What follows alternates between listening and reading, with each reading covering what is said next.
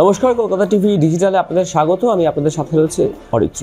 ইতিমধ্যে Bangladesh cricket board বনাম ভারতীয় ক্রিকেট বোর্ডের একটা ঠান্ডা লড়াই চলছে। বাংলাদেশের ক্রিকেট তারকা খেলোয়াড় মোস্তাফিজুর রহমানকে আইপিএলে খেলানো না নিয়ে একটা বড় হইচই হচ্ছে দুই দেশের মধ্যে। আচ্ছা, জানেন এই দুই দেশের মধ্যে কোন দেশের ক্রিকেট বোর্ড সবচেয়ে ধনী? কাদের কাছে কত অর্থ রয়েছে? কি পরিমাণ অর্থ কোন দেশের ক্রিকেট বোর্ডের কাছে আছে? কে এগিয়ে, কে পিছিয়ে, ধারে ভারে কে আর পাল্লা ভারী, বলবো আপনাদের এই ভিডিওয়ে। ভারত এবং বাংলাদেশের মধ্যে সম্প্রতি রাজনৈতিক উত্তেজনা বেড়েছে। উভয় দেশের ক্রিকেট বোর্ড যেন প্রতিপক্ষ হয়ে উঠেছে, অর্থাৎ রাজনৈতিক লড়াই এবার ক্রিকেটের ময়দানেও চলে এসেছে। এবং এখনো পর্যন্ত এটা নিশ্চিত হয়নি যে বাংলাদেশ টি-20 বিশ্বকাপ 2026 খেলতে ভারতে যাবে কি না। তবে আইসিসির কাছে তারা টানা আবেদন করে যাচ্ছে বলে খবর, যাতে ভারত থেকে বাংলাদেশের ম্যাচ শ্রীলঙ্কায় স্থানান্তরিত হয়। কোনো সন্দেহ নেই যে বাংলাদেশ ক্রিকেট বোর্ড তথা বিসিবির পক্ষে বিসিসিআই এর সঙ্গে বিবাদ করা কঠিন হতে পারে।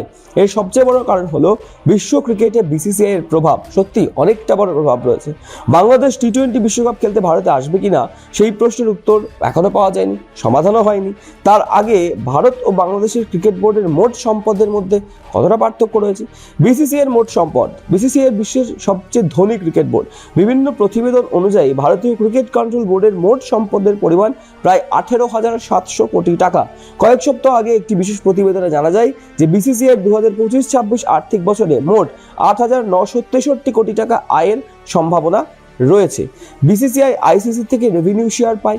এছাড়াও ভারতীয় বোর্ড ব্রডকাস্টিং রাইটস থেকে মোটা টাকা আয় করে। বিসিসিআই 2023 থেকে 2028 পর্যন্ত media rights Viacom 18 media private লিমিটেডকে দিয়েছে।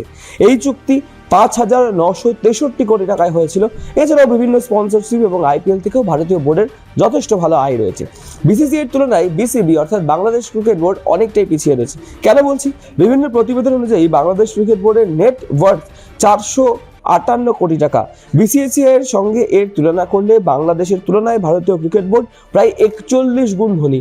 1 গুণ, 2 গুণ, 3 গুণ না, 41 গুণ ধনী। একদিকে যখন ভারতীয় ক্রিকেট বোর্ড আইসিসির আয়ের 38% বেশি অংশ পায়, সেখানে বাংলাদেশ বোর্ড প্রায় মাত্র 4.4%, অর্থাৎ অনেকটাই ডিফারেন্স রয়েছে বিসিবির সাথে বিসিসিআই। এছাড়াও বাংলাদেশ প্রিমিয়ার লিগ ও বিসিবির একটি আয়ের বড় উৎস। অন্যান্য দেশের ক্রিকেট বোর্ডের মতো বিসিবিও ব্রডকাস্টিং এবং স্পন্সরশিপ ডিল থেকে ভালো টাকায় আয় করেন। মোট আয়ে মার্চেন্ডাইজের বিক্রিও একটি ছোট ভূমিকা পালন করে।